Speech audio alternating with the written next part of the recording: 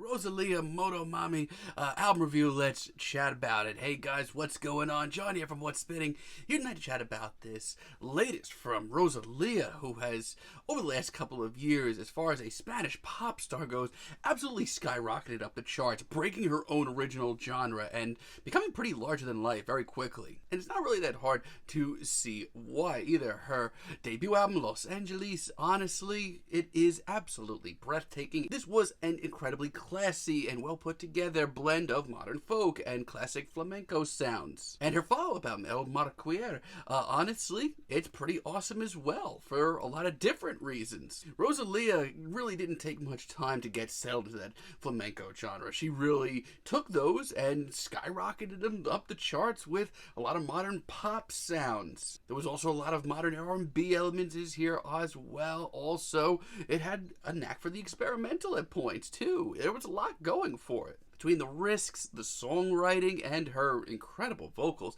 there was so much to like on here. Now, I wasn't expecting this album. It really didn't have much of a release date, and then all of a sudden it came out on Friday and everybody started raving about it.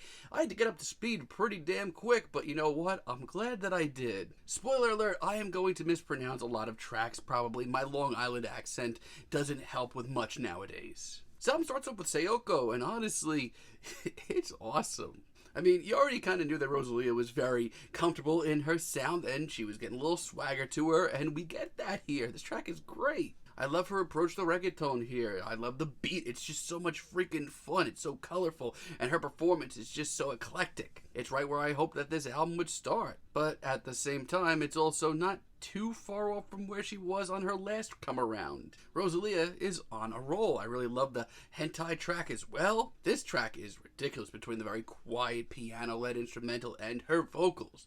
My God, the vocals. Like, once again, this is just a knockout as far as a vocal album. This track is a really quaint little ballad, and honestly, it reminds me of what I liked so much about Los Angeles a couple of years ago. Also, some of the booming, more eclectic production that comes in the final moments. I'm here for it. BIZCOCHITO, honestly, it's a really great track as well. Spoiler alert, I'm not a big fan of chicken teriyaki. I'm sorry, I'm just not. But, like, I hear BIZCOCHITO, and honestly, it is so much better. The groove is so bright, so fun here. Her vocals are quirky, and they are filled with so much swagger once again. This is a great modern sound for her. I also love Cute very late in the album. This track is great. It reminds me a lot of what ROSALÍA was doing on Kick 1 back in the day. Honestly, I would really love to hear ROSALÍA and ROSALÍA really team up together for a full-length album. This is a wild-eyed and industrial-sized experimental reggaeton banger. People should be taking notice of this sound right now.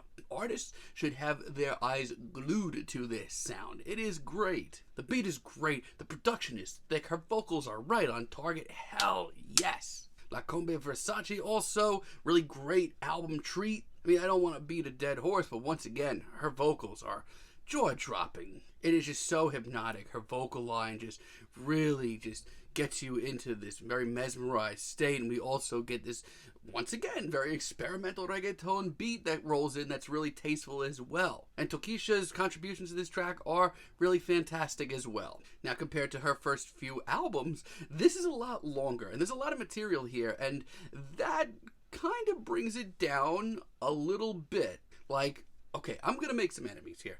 I'm not that into La Fama featuring The Weeknd. This one really let me down, and I'll tell you why. Abel has been so good with his guest spots lately. Like, almost every track featuring The Weeknd lately has been pretty fantastic and stolen the show. But this is very safe for him. It's actually a little awkward at times. And even outside that, I'm not as into the production or the beat. I just see so much better tracks on here. And like I alluded to before, I'm not that into chicken teriyaki either. I'm sorry, it's not my cup of tea. It's just not. I don't know what else to tell you. And it's not even that fun either. Trust me, as far as a genuinely fun track goes, I can name 10 more tracks on here that make me move so much more than this. A lot of the same feelings on MOTOMAMI as well. Hell no, this is just not what I showed up for. It's not flattering, especially not to her, as I'm not into her vocals or this beat. And the production, whew. We also get A, B, C, D, E, F, G, aka the MOTOMAMI alphabet, and honestly, it's not the worst thing here. I'm not going to lose sleep over it, but I'm certainly not getting that minute back now that, I'm done, talking about the few issues that I had with this album. Sorry, guys. It's not a 9. I'm sorry. It's still pretty freaking good, though. I mean, on top of everything that we just heard, ROSALÍA has a slew of incredible ballads, even more insane vocal performances on this album than, honestly, I expected. We get tracks like Candy, which remind me very much so of her early days, that sort of vintage pop sound. Honestly, I don't hate it either. It's super hip, but it's equally as gorgeous and well written vocal-wise, as far as the heart, the amount of emotion in this track. This is a knockout. BULERÍA is another knockout. For one, I love this sample, this drum beat that she sampled here. It is so hypnotic, so simple, so back to basics, and it works so great.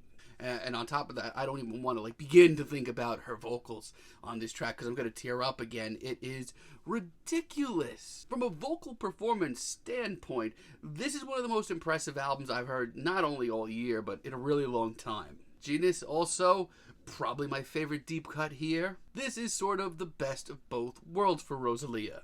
It's very tender, but it's very up-to-date in her sound. Usually, I actually really love hearing her amongst quiet sort of atmospheres like this track and the sort of lighter instrumental that we get here because it makes her vocals pop that much more. If you're new to her sound and want to give it a little taste, look no further. DIABLO is pretty indescribable. I love the very whimsical atmosphere of this track that is powered by this very enchanting instrumental that starts off this track. But as this track rolls on and this beat rolls in, I can't sit still. I can't even not move my hips if I don't want to. She sounds as confident as ever. She sounds just so on the money. And we get some James Blake features on this track, which come off really nicely, which I was hoping we would. Really love these two together. Hell yes, James Blake. DELIRIOS del Grandeza. Also really love this track.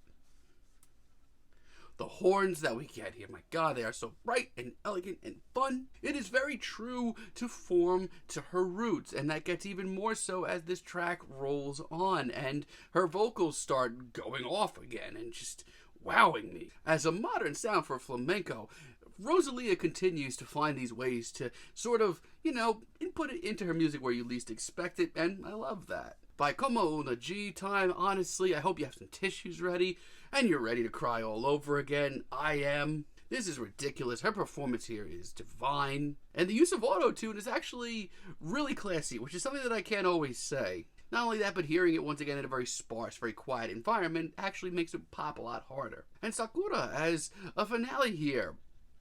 I don't even want to say anything. I feel like you should just listen to this track. Close your eyes and picture you're there with her.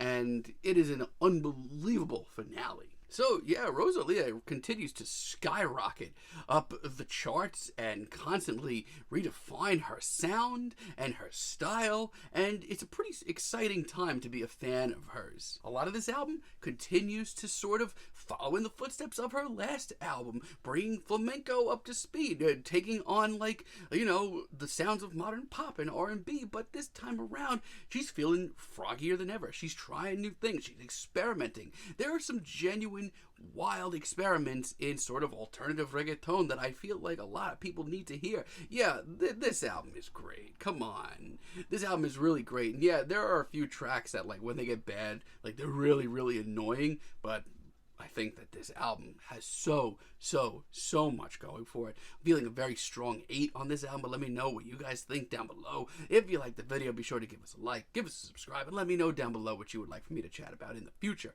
And until next time, have a great day, guys.